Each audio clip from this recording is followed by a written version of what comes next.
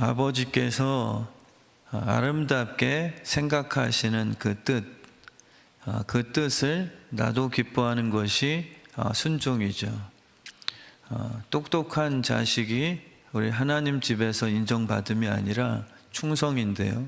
그 충성은 하나님의 마음 중심에 내 순종의 행위를 딱 갖다 붙이는 것입니다. 그래서 오늘 말씀을 보시면 살아있는 존재로서의 그 가치가 무엇인가? 세상 사는 동안에 존귀함은 물질이겠죠. 그리고 사람들에게 인정받는 그 가치성은 명문대 졸업생일 수도 있고요. 무의미한 것은 없지만 만약에 끝이 허무하게 짐승과 일반인 사망으로 돌아간다면 그 또한 의미가 없다라고 성경은 우리에게 깨닫게 하십니다. 그래서 우리 하나님께서는 믿지 않는 자들 악인의 형통을 보고 너무 이렇게 불안하거나 이렇게 시세 많은 마음 품지 말라라고 진심으로 우리에게 미래를 열어주십니다. 그의 집에 영광이 더할 때에 너는 두려워 떨지 말아라. 그들의 물질은 결국은 가져갈 수 없다. 죽을 때에 쌓아놓은 그 재산이 많을수록 눈 감기가 힘든 억울함이 있을 것이고요. 또 어제 본문 말씀을 보시면 내가 쌓아놓은 그 수백억의 자산들이 결국은 남에게 돌아갈 것이다. 남에게 남겨두고 떠나는 것을 너희들이 보게 될 것이다.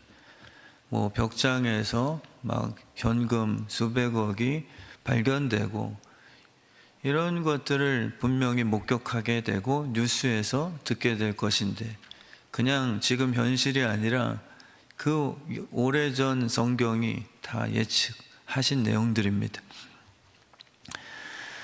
그의 영광이 그를 따라 내려가지 못함이 예수 없으면 다 지옥에서 형편없는 죄인 취급 받게 되는 것이죠. 군대 갔더니 박사고 나이 많은 형의 서열이고 다 필요 없습니다. 저도 26살 때 뒤늦게 군대를 갔지만 다 그분들이 하시는 말씀이 그분들이라면 저보다 4-5살이 굉장히 적으신 그러한 군대 갔더니 제가 제 아버지가 거기 있을 줄이라는 생각도 못했지만 저보다 딱 1년 선임이 아버지래요. 그래서 제가 신학교를 나왔다 하니까 제 호칭이 할렐루야로 바뀌었어요. 그래서 할렐루야 부르면 이병 김철민 그러고 막 쫓아갑니다. 유학을 제가 잠시 다녀왔는데도 항상 하는 말이 그거예요. 꼬우면 일찍 오지 자식아. 그걸로 다 통합니다. 그러니까 지옥이라는 그 공간은 영광, 우리가 살아생전에 회장, 대통령, 이 모든 생전의 존귀함을 우리 하나님께서는 다 실제로 그곳에서는 너희가 어떤 대우를 받을지에 대해서 미리 언급하셨죠. 역대 조상들, 대단한 대제국의 임금들이 지옥 가서 지금 어떠한 형편으로 대우받고 있는가, 이것을 성경은 늘 깨닫게 해주시죠. 근데 이 땅에서 나사로처럼 거지의 그런 형편없는 그런 위치였으나 또 성경은 예수를 믿으니까 그곳에서는 우리 나사로가 부자였던 그 존귀한 부잣집 주인보다 완전 역전된 내용을 또 우리에게 깨닫게도 해주십니다. 그러니까 우리에게 주시는 지혜는 죽음은 반드시 있다는 것.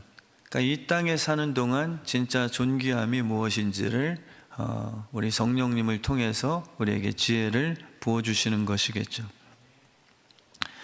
그래서 아버지의 마음을 아는 것이 사는 이유가 됩니다. 부딪힐 이유가 없어요. 철이 없어서 내가 옳다고 하는 그 시기는 있겠지만 그게 계속 지속이 되면 굳어지고 결국은 아버지 뜻과 일치되지 않는 마음은 천국으로 입성하기 어려운, 낙타가 바늘귀에 들어가기 힘들다고 표현한 부자 청년에 대한 그 언급들, 하나님 뜻과 상관없는 물질의 사용함, 그냥 돈의 쓰임새가 아니라 자기 인생관이죠. 그래서 14절 말씀에 보시면 사망이 그들의 목자가 될 것이다.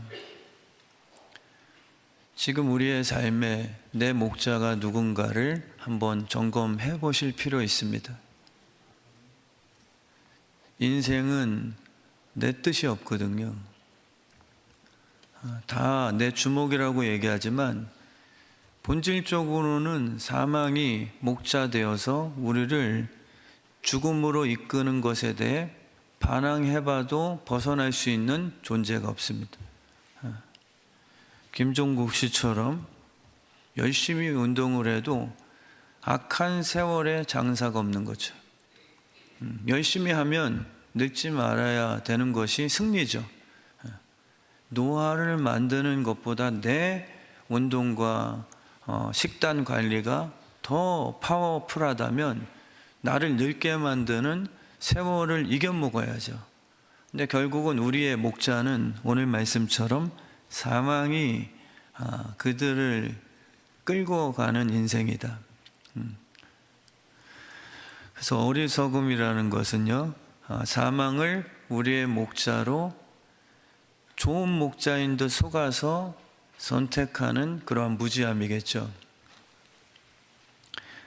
분명 하나님의 뜻이 아닌 내용인데도 굿 아이디어다. 우리의 육신을 당장 즐겁게 하는 그 제안들, 선악과 먹어볼래? 아담과 하와는 굿 아이디어 하고 그것을 받아들인 것이죠. 그래서 어리석음이라는 게 우리 봤을 땐 멍청하다 뜻 같으나 사실 우리의 존재가 변화되지 않으면 더 똑똑해 보일 수 있습니다. 그리고 믿는 저희들이 멍청하게 보일 수 있죠. 말씀대로 살면 더 손해가 있을 것이다라는 그 판단이 우리 믿는 자들에게도 있을 수 있는 거예요. 그래서 어리석다라는 그 단어가 멍청한 게 아니라 세상에서는 더 지혜로운 것처럼 보이는 그러한 선악과의 증상이 나타나겠죠. 거짓말하고 돈 버는 게 그게 세상에서는 답일 수 있는 거잖아요. 남이 안 봤으면 안 했다라고 우기는 거짓말로 당장 내가 처벌을 면하는 것이 훨씬 더 사는 지혜일 수 있잖아요. 그러니까 어리석은 게 아니라 참 사는 그런 순발력 있다라고 우리는 세상에선 평가받을 수도 있는 것이죠. 그러나 성경의 어리석음은 미련해 보여도 하나님의 뜻대로 사는 그런 선택을 지혜롭다라고 주님은 이렇게 인정해 주십니다. 그래서 성전 중심이라고 하는 것은 사실 목자 중심을 의미할 수 있는 거거든요. 교회 안에 거한다고 하셔서 탕자 나는 아닙니다 라고 우기고 싶으시겠지만 하나님의 뜻과 반대되는 맏형의 고집스러움은 더 심각한 탕자임을 우리는 깨닫게 됩니다. 그래서 이 성전은 말씀이 선포되는 그런 장소가 본질적인 목적이겠죠. 뭐 이민 가면 교회가 이렇게 소셜화되어 있거든요. 이민 가서 사는 것이 낯설고 친분이 없다 보니 교회를 믿음이 없어도 출석 먼저 합니다. 뭐 그것도 복음을 전달하는 좋은 기회가 될 수 있으나 본질적인 목적은 아니겠죠. 성전의 하나님이 원하시는 본질적 의미는 목자 되시는 주님의 음성을 듣게 하시는 이 예배에 있습니다. 그래서 탕자란 물리적인 거리감을 뜻하는 게 아니고요. 탕자는 아버지랑 멀리 떠나 있는 거리감, 그런 파송당한 선교사들은 교회에서 머니까 뭔가 이렇게 탕자의 방황함인가 이렇게 해석 못하는 거죠. 예수님과 물리적 거리가 있어도 그 뜻대로 순종하여 예수님을 떠나 보내심을 받는 사명자들은 뜻이 같으면 그 안에 있게 되는 것입니다. 그래서 탕자는 그냥 물리적으로 이 교회 안에 앉아 있다 그래서 나는 탕자 아닌 게 아니라 말씀이 들리는데 늘 부딪히고 싶어하는 자기의 고집, 교만함이 탕자임을 깨닫게 해주시는 거죠. 집안에 있는 종교적 열심, 성실한 맏형 역시 더 심각한 탕자일 수 있음을 깨닫습니다. 집안에 아버지 옆에 딱 붙어서 정말 종교적으로는 흠없이 살아낸 이 맏형. 근데 아버지의 마음과는 일치됨이 없습니다. 늘 이렇게 말이 다른 변명이 많아져요. 어떻게 그럴 수 있어요? 라는 이야기로 아버지께 늘 불평하죠. 그러니까 아버지의 뜻이 왜 그렇게 생각하셨나요? 저는 그 말씀이 제 육신에서는 잘 이해되지 않은데 아버지의 그 생각을 제가 무시하고 싶지 않습니다. 이게 사실 바른 태도죠. 근데 이 맏형은 종교인이거든요. 그래서 예수까지 내 뜻과 안 맞다 한다면 가룟유다처럼 팔아서 불필요성을 증명해낼 수도 있습니다. 그래서 이 율법주의 맏형은 아버지께서 탕자를 받아들인 그 축제의 잔치의 그 지시를 보고서 이렇게 혈기를 부리죠. 근데 자기 뜻이 다른 사람들이 들었을 때 무시할 만한 형편없는 아이디어 아니거든요. 생각해 보세요 라고 설득이 되는 겁니다. 근데 결국 사망이 목자 되어서 내 논리와 내 주장이 아버지의 살리고자 하는 뜻에 반대되게 만드는 거죠. 아버지의 뜻은 사랑이거든요. 아버지의 마음을 이해하려면 이 맏형의 심장이 아버지의 심장으로 이식돼서 둘째 돈 갖고 튀었던 탕자를 향한 그 마음을 이해해야 그 뜻을 이제 이해할 수 있게 되는 거죠.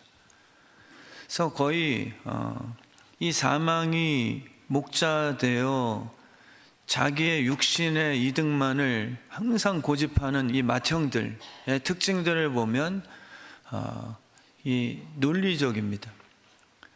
주변을 설득할 힘을 갖고 있어요. 생각해 보세요. 저 녀석은 내가 아버지 옆에 일할 때 뭐 했습니까? 아버지의 엄폐한 불공평함을 이야기할 수밖에 없어요. 그러니까 은혜라는 공동체를 우리가 이해하지 못하면 진짜 예수 그리스도의 뜻을 우리가 따르기 힘들어집니다. 더 종교적일수록. 내가 더 탁월한 종교 행위를 만들어낸 목사일수록 형편없는 죄인이 왔을 때 아버지가 하는 행동, 그분의 기쁨을 바라보고서 우리는 굉장히 불편하게 돼 있죠. 그래서 성전 중심이라는 것은 내가 원하는 것을 얻어내기 위한 맏형의 종교 열심이 아니고요. 아버지께서 드리고 싶어하는 이 탕자를 받아주는 자세에 있습니다. 그게 영의 사람이냐 육의 사람이냐를 분별하는 가장 좋은 시금석이에요. 내가 육의 사람이냐 내가 영의 사람으로 거듭났냐라는 것을 분별하기 위해서 아버지가 탕자를 대하는 것을 바라봤을 때 나도 함께 기쁘면 영의 사람이죠. 13절 말씀에 보시면 어리석은 자들의 그 모습, 그들은요 그들의 말을 기뻐하면서 스스로가 선택하여 따르게 됩니다. 참 안타까운 그 모습이겠죠. 제가 목회를 하면서 딱 보이거든요. 저도 실수할 때가 있지만 저를 사랑하시기에 제가 실수하고 육의 마음을 품어서 성도들을 내 편 만들고자 이렇게 할 때가 있어요. 솔직히 그렇습니다. 그리고 나에게 힘을 실어줄 만한 그러한 이 분열을 조장하죠. 그때 저를 진짜 사랑하신다면 회초리라도 때려서 저를 회개케 하심을 저는 믿고 있거든요. 근데 정말 안타까운 것은 끝까지 회개 없이 고집하는 그러한 교인들의 모습입니다. 복음을 제시하면 안 기뻐해요. 주님의 말씀을 선포하면 오히려 의심 같습니다. 근데 희한하게 그 맏형들의 아버지의 뜻을 반대하고자 하는 나름의 논리적인 그 내용을 들었을 때는 굉장히 동의를 해버려요. 그런 체질들이 있단 말이에요. 그래서 오늘 말씀해 보시면 그들의 말을 듣고 기뻐하여 따라가는 그 모습들, 그들의 종말은 바로 사망이다 라고 주님이 확실하게 말씀을 해 주시는 것입니다. 그래서 우리는 사실 억지로 죄 짓는 분들이 안 계세요. 말씀을 얘기하면 10의 1이든 주일 성수든 원수 사랑하고 이렇게 말씀을 목사가 말씀드리면 굉장히 비평가가 되죠. 성경은 분석하라고 주신 책이 아니라 믿음이 생길 때까지 읽으며 내가 안 믿겨지면 회개하며 주님의 성령을 구해서 믿겨질 수 있도록 하는 그러한 우리에게 주어진 책이거든요. 이 책 보면서 내가 이성으로 풀어내는 그런 평론을 가능케 하는 책이 아니죠. 그래서 우리 주의 뜻 성함교회 성도님들이 성경 말씀을 들을 때 정말 순종으로 이 말씀을 대할 수 있는 그런 하나님 기뻐하시는 예배자가 되길 진심으로 축원합니다. 선악과에 대한 뱀의 생각에 기쁨으로 동의하는 거거든요. 억지로 한 게 아니에요. 선악과 먹지 말라고 하는 그 하나님의 음성에 대해서는 의심이 많죠. 교회를 다니시면서도 그냥 하나님의 말씀을 막 뭉개는 거예요. 자유신학자들이 그렇죠. 꼭 그런 뜻이 아닐 수도 있어. 마음 가는 대로 헌금하게 하세요. 이삭을 하나님이 정해 주시는 거예요. 왜냐하면 순종을 테스트하고 싶어 하시니까. 내 스스로가 알아서 이 정도면 되겠다라는 것은 순종이 아니라 굉장히 뭔가 자발적인 것 같지만 순종은 아니에요. 요 정도 선에서 하나님 받으시겠지라는 합리화일 뿐이죠. 하나님은 이삭을 제시하셨어요. 백세에 주셔놓고 뺏는 것처럼 차라리 돈을 요구하시지 내놓을 수 없는 그 독자 이삭을 주님 요구하십니다.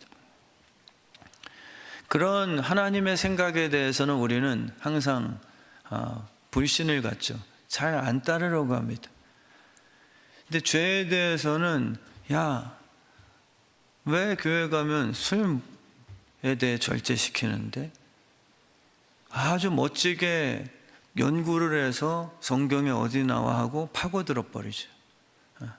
하나님이 우리에게 진짜 원하시는 말씀에 대해서는 굉장히 부정적인 연구를 우리는 하게 되면서 죄를 짓게 하는 그들의 말에 대해서는 얼마든 기쁨이 공부를 하게 만드는 거예요. 주 뜻에 대해서는 하기 싫어서 마음이 내키는 대로 목사님 다 그렇게 헌금해야죠. 진실일 수도 있죠. 두랩돈처럼요. 두렙돈은 마음이 뭔 줄 아세요? 다 드리고 싶어하는 전체 몸을 드리는 헌신이죠.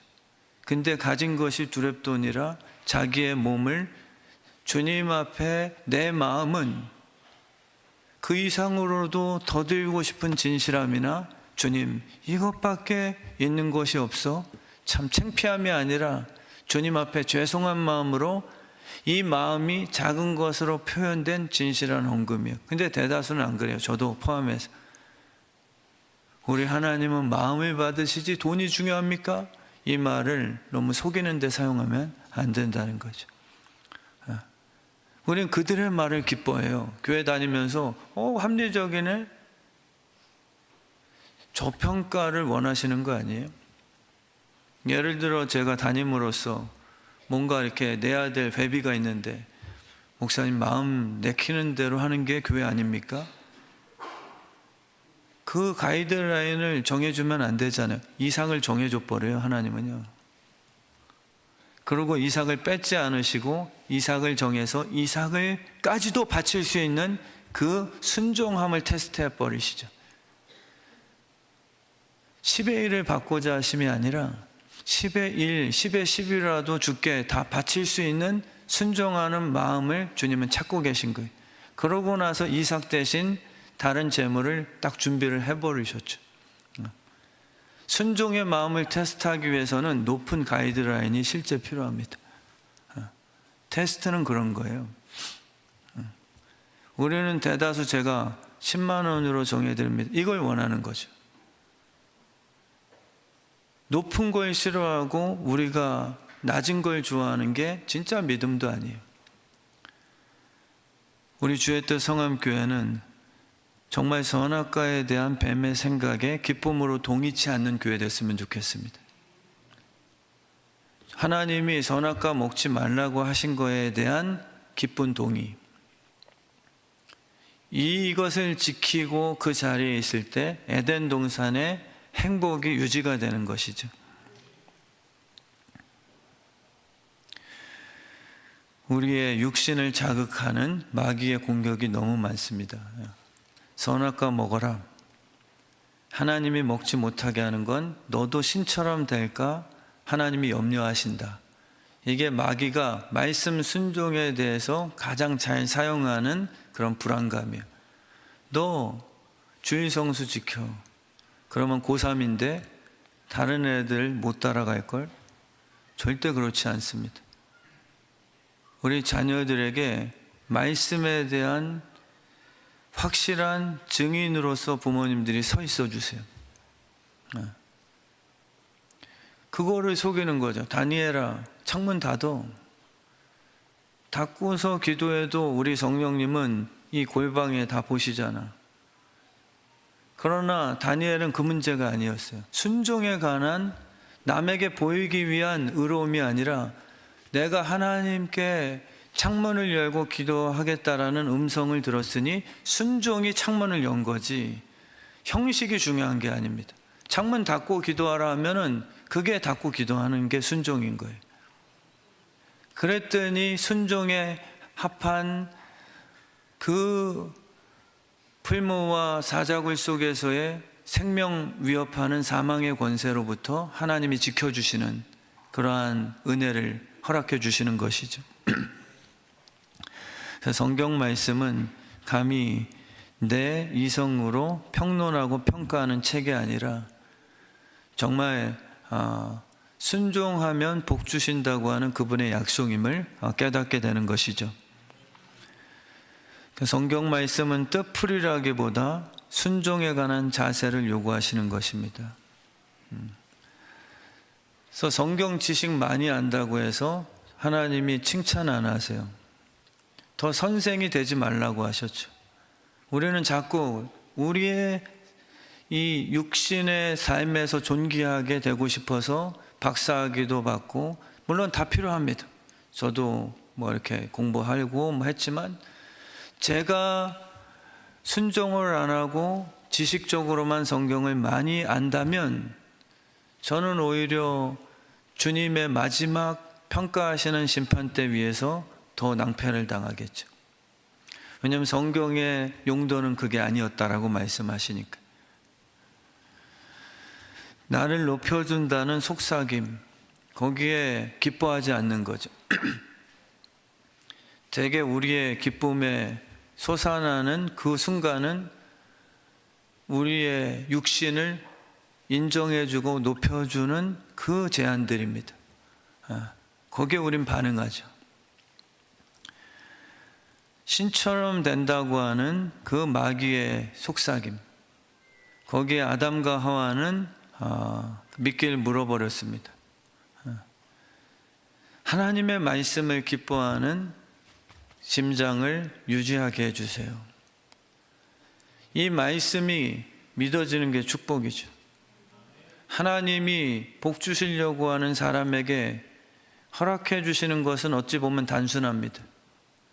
이 말씀이 어린아이처럼 믿어지게 되는 은혜를 부어주시면 결과가 나와요. 근데 복을 안 주시려고 하는 교인들 특징을 보면요, 너무 똑똑한데 선택을 못해요.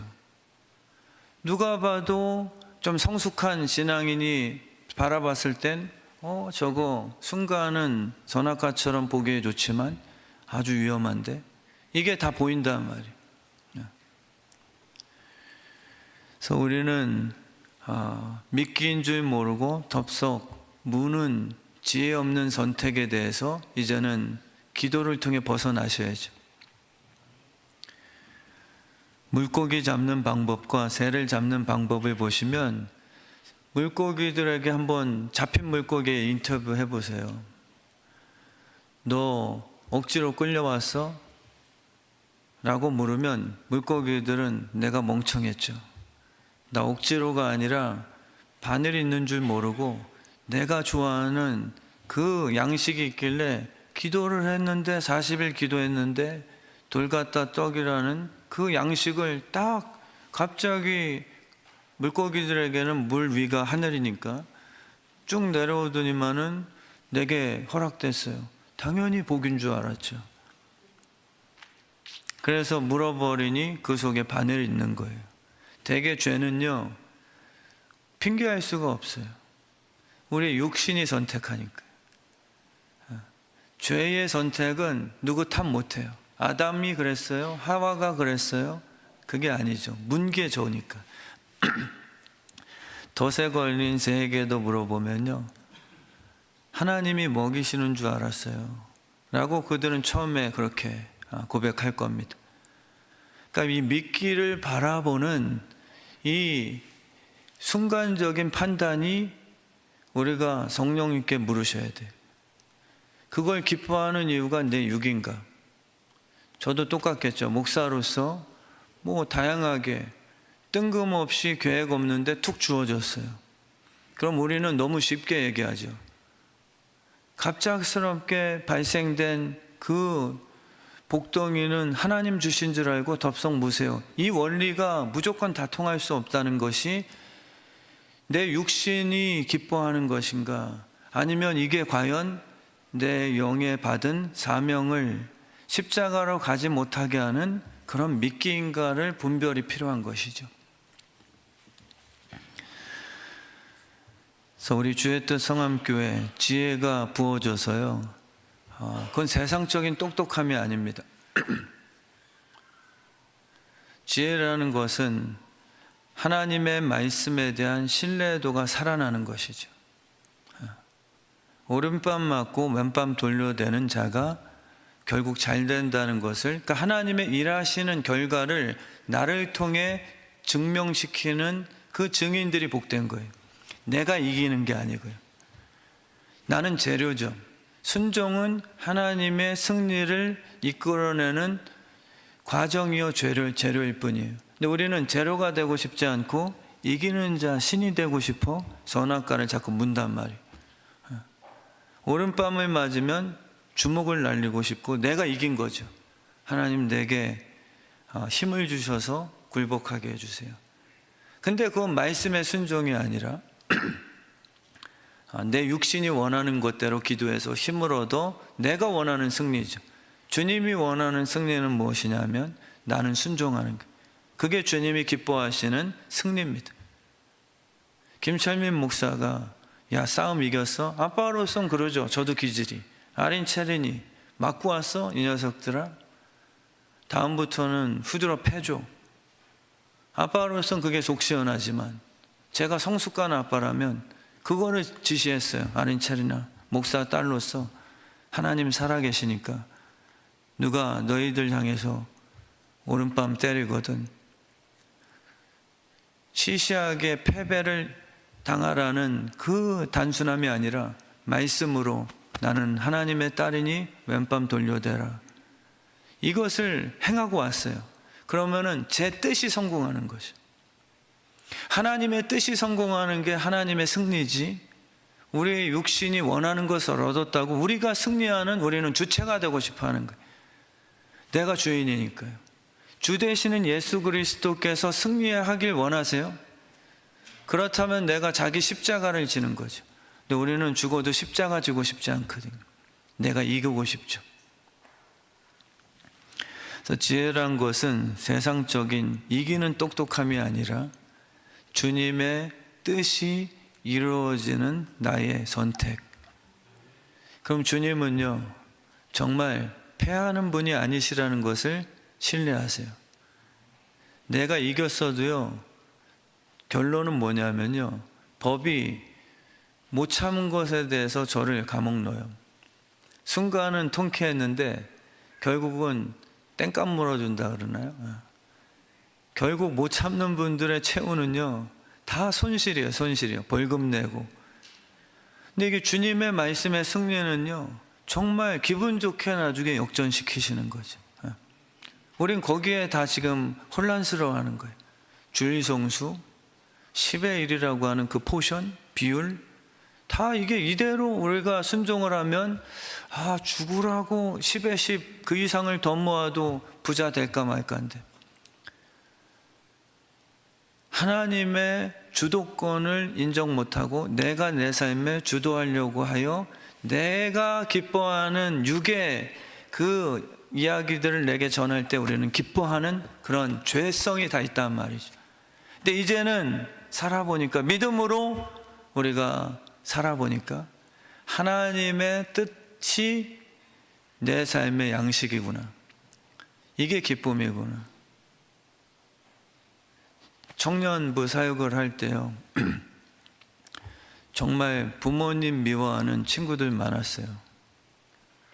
그리고 저도 같이 편들어서 쳐들어가서 그 아버지를 패주고 싶은 그러한 아주 형편없는 아비들도 많이 들었어요. 그 친구들이 만약 정직한 상담이었다면, 자기 입장에서 부모님을 이렇게 비틀지 않았다면. 근데 목사로서 또 말씀을 함께 나눕니다.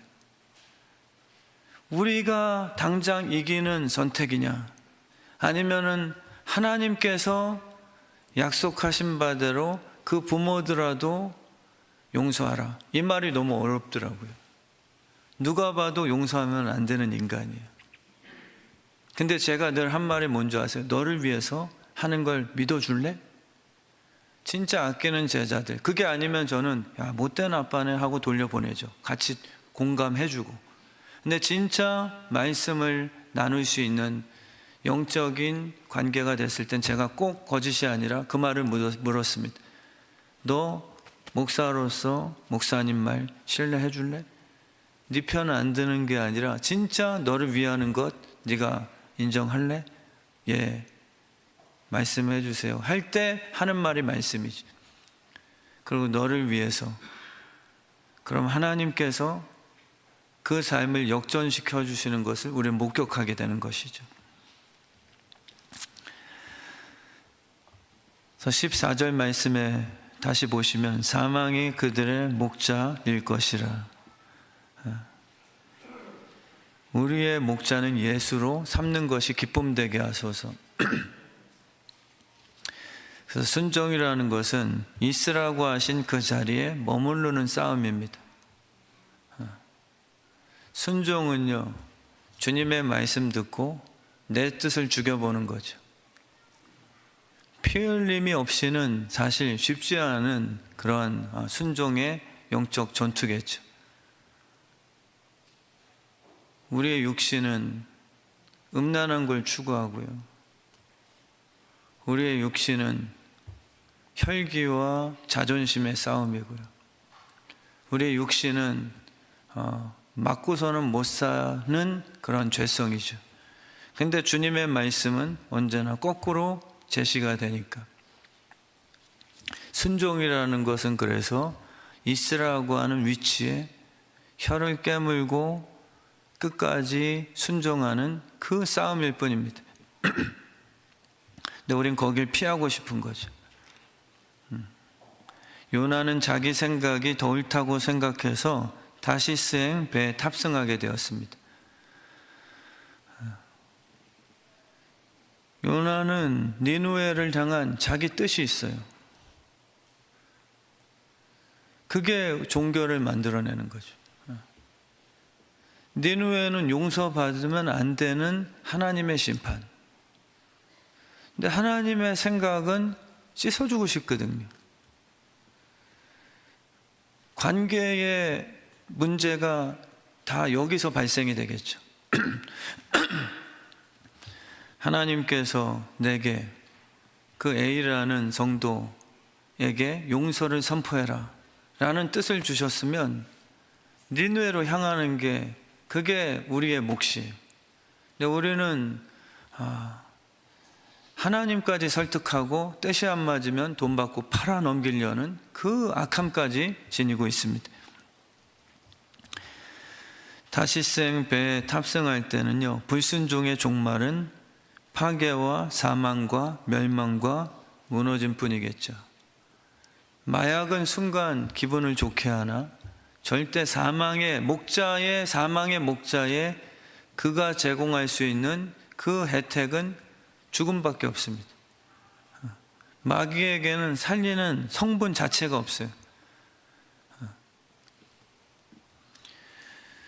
그래서 부자 청년도 순종하는 자리에서는 스스로 피한 거예요. 부자 청년은 율법적으로 너무 탁월했죠. 그래서 그런 청년들은 어떤 담임 목사를 원하냐면 율법주의 사울을 담임으로 추대합니다. 내 이 육신의 행위를 인정해 줄 만한 같은 계열. 근데 다메섹에서 예수를 만나고 바울이 된 다음에는 그들을 향해서 늘 불을 던지거든요. 그러니까 그 세계에선 바울이 항상 눈에 가시죠. 이 부자 청년도 왜 예수님을 찾아왔냐면 칭찬받고 싶은 거예요. 자기 행위에 대해서. 근데 주님이 원하시는 불의의 사람은 순종의 사람이었으니 부자 청년은 율법 세계에서는 가장 탑이었어요. 누가 봐도 철저하죠. 근데 부자 청년의 원리는 나처럼 이렇게 누군가들에게 인정받을 만한 의로운 행위자면 부자 되는 거야 라는 하나님의 원리를 헷갈리고 혼란스럽게 만드는 가장 대표 선수가 된 거예요. 왜냐하면 제자들도 그랬으니까. 그 청년이 천국에 안 가면 누가 가는데요? 라고 제자들도 편듭니다. 그때 주님께서 낙타가 바늘귀에 들어가는 게 더 쉽다. 천국에 대해서 얘기를 안 하세요. 천국은 순종하는 자를 위해서 마련해 놓으신 장소임을 명확히 하십니다. 자기 스스로가 육신에 복받기 위해서 힘을 다한 종교적인 사람이 가는 것이 천국이 아님을, 오히려 그들에게서는 무슨 말씀을 하시냐면 독사의 새끼들아, 존재를 말씀하시죠. 너희들은 아무리 뱀처럼 지혜로워서 다 뭐든지 스물스물 탁월하게 생존하는 것 같아도 너는 뱀이야, 독을 품었어 라는 존재를 지적해 주세요.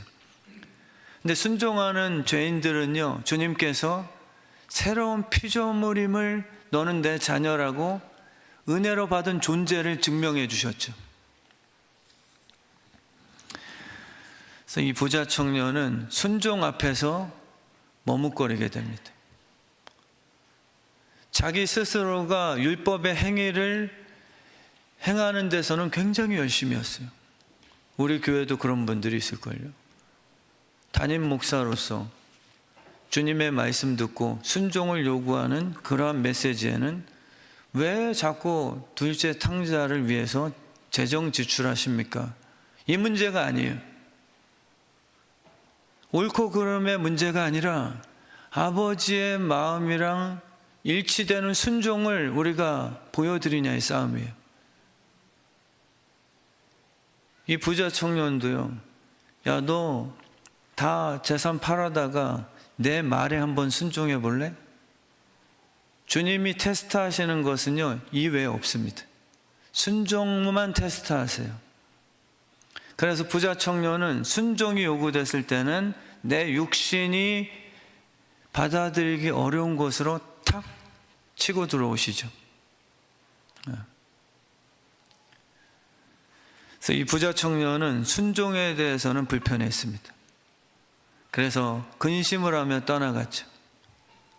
순종은요, 우리의 육신이 원치 않는 게 거의 100%이기에 성령이 안 도와주시면 우리는 떠나가게 돼 있어요. 근데 그 자리에 서 있는 자가 결국은 하나님 약속하신 복을 받게 되는 것이죠. 그래서 우리 주의 뜻 성암교회가 10의 1이라는 것도 주일성수, 원수, 사랑도 불신자들보다 더 부자가 됐다 그랬는데 순종이 아니었어요. 이 부자 청년의 이게 약점이죠. 주님이 지적하시는 부분이 그거예요. 너는 부자야. 근데 네가 추구하는 원리는 지금 어떤 종교를 만들었냐면 순종이 아니라 네 뜻대로 의롭게 보이는 것. 불신자들에게 칭찬받는 목사, 교인들에게 야, 저 목사님은 뭔가 확실히 의로운 분이시네라는 자기의 상급을 미리 받는 것으로 이 부자됨을 설명하는 거죠. 그러니까 주님이 지적하시는 게 그거예요. 너희가 세상에서 복 받는 것으로 율법주의의 결과를 말하는 걸 경계하십니다. 순종하는 자를 기뻐하시는 거예요. 그래서 우리는 사실 불신자도 교회를 봤을 때 야, 교회가 다르구나 라는 것이 기본이에요. 그건요. 왜냐하면 우리는 일상생활에서도 불신자보다 도덕과 윤리적으로도 탁월한 면이 요구되니까요. 그건 구원받기 위한 게 아니라 당연히 하나님의 자녀로서 더 존귀한 자니까. 그러나 그것을 초월해야 될 게 무엇이냐면 굉장히 낯설은 선택이죠. 주님이 요구하시는 건 순종이니까요.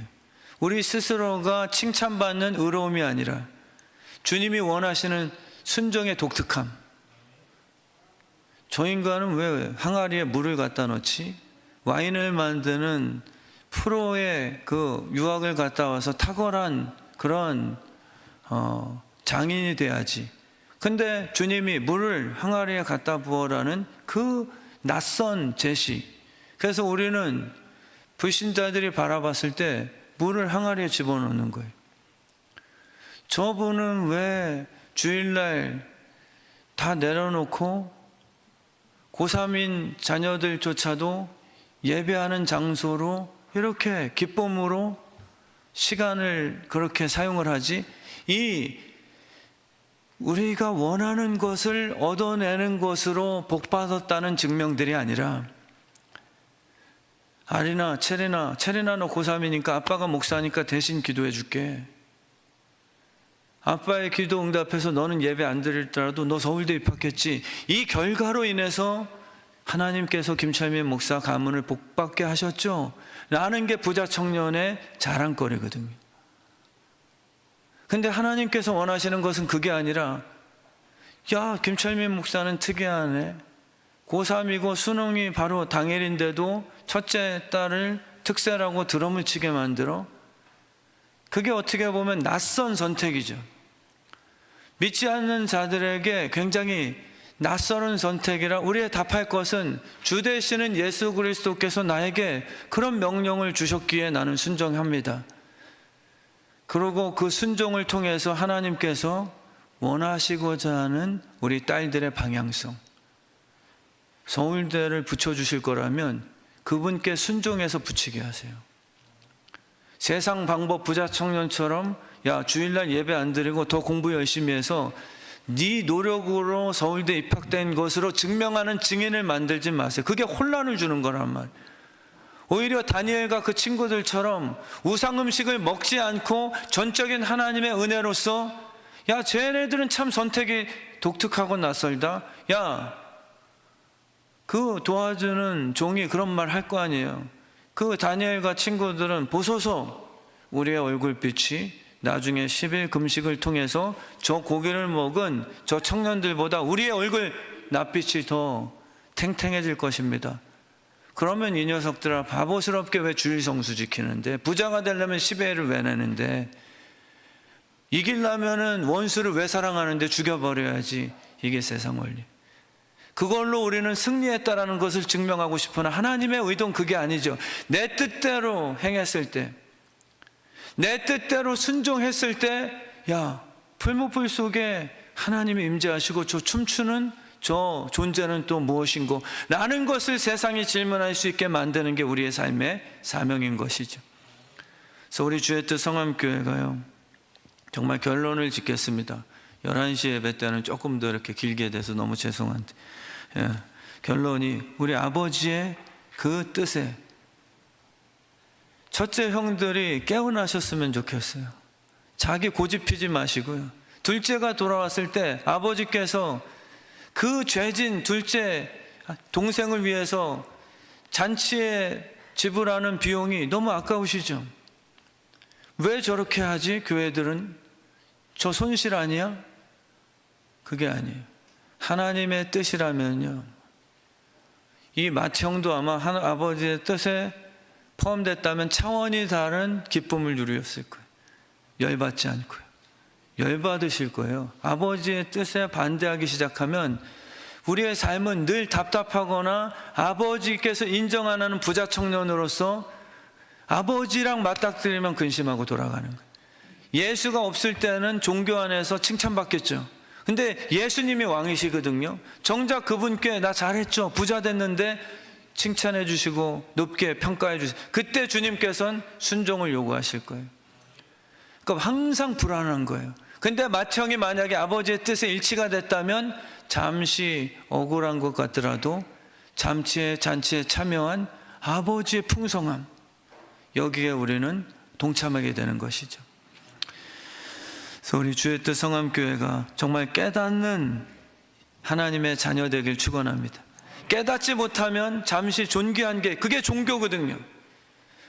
영의 사람으로 깨달아야 천국이 있는 것인데 우리는 살면서 존귀한 게 만들어주는 율법의 원리들을 자꾸 제시하는 거예요. 잠시 존귀한 것 같으나 결국은 똑같이 다 죽는 짐승과도 같을 것이니 우리는 허무한 인생이 되고 말겠죠.